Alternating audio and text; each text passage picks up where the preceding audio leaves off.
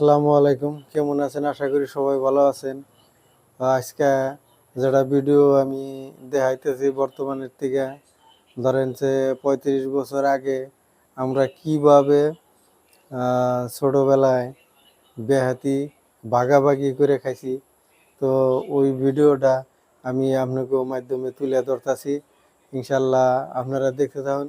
এই দুইজন পোলাপানে কেমন করে কিভাবে একজনে একটা বেহাতি কিনছে আর একজনে ওই বেহাতিটা দুইজনে সমান সমান ভাগ করছে। ভাগ করার পরে তো ওই বেহাতিটা কেউ মানে খাইবার চা না যে কাঠটা আগে ফুরাইব, যার জন্যে সবাই মানে কিছু কিছু করে খায় আর কিছু কিছু করে এই হামলিয়াত হয়।